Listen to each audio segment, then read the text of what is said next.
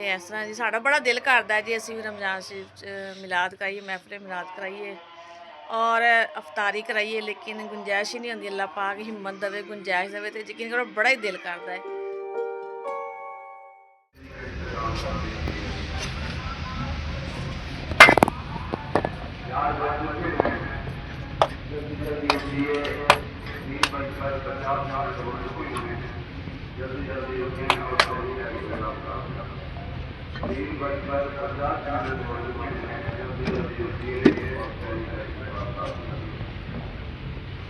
अस्सलाम वालेकुम प्यारे बहन भाइयों, की हाल चाल तो अल्लाह ताला खुश रखे, आबाद रखे।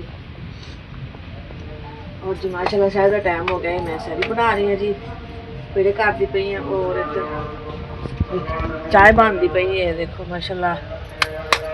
और मस्जिद भी ऐलान हो गया है, शायद इंतमाम कर लो।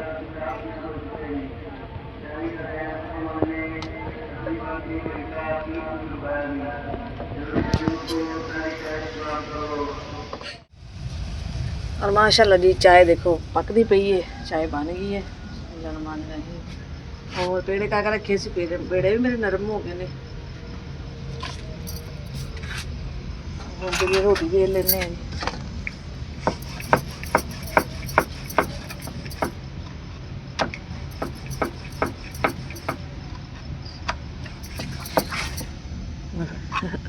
रोटी कट्ठी हो गई।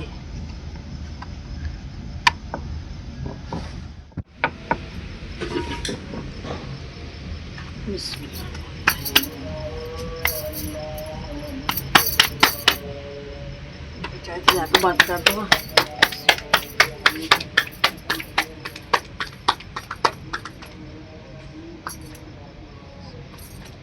और हर 5-5 मिनट बाद मस्जिद चलान होंगे। जल्दी जल्दी उठो, सैर की तैयारी कर लो, सैर का एहतमाम कर लो।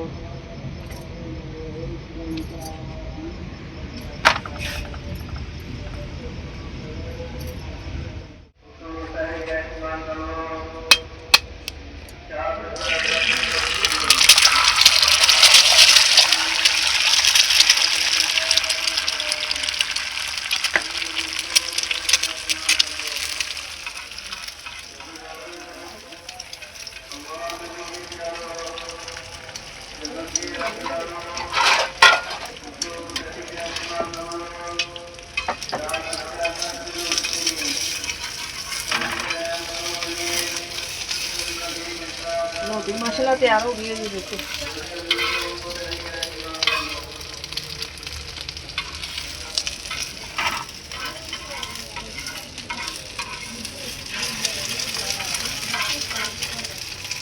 माशाल्लाह सैर तैयार हो गई है जी, खाते हैं सैरी।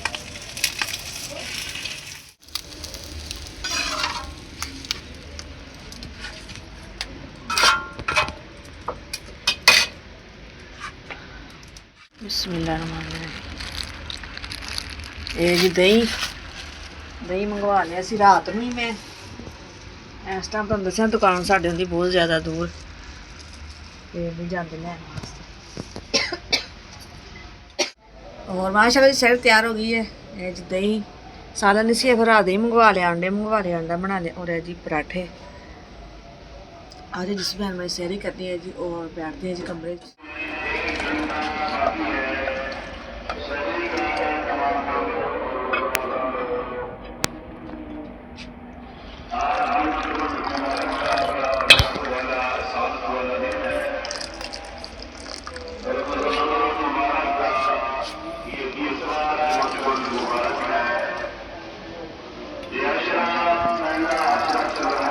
मैं चाय भी रख लेने पीनी है। उमर ने चाय पीनी, पी लो। कप गर्म। तो माशाल्लाह जी रोज़ा रख लिया, सैरी कर ली है और टाइम खत्म होने लगा बिल्कुल। हूँ एग्जाम शुरू हो जानी है, बस मेरी चाय रह गई थोड़ी जी, पी लिए, खत्म कर लिए। अच्छा उमर पता लगता भी चाह पीनी, देखी मेरे मुँह देखे। पीनी है चाय? उमर ने चाय पीनी सी।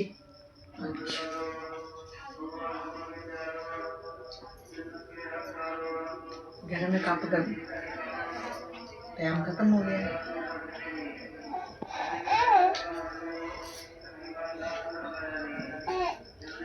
अभी है 10 मिनट चाय पीने बर्तन चुकते टाइम खत्म हो जाएगा फिर जी मैं जान होगी नमाज पढ़ लेंगे माशाल्लाह जी।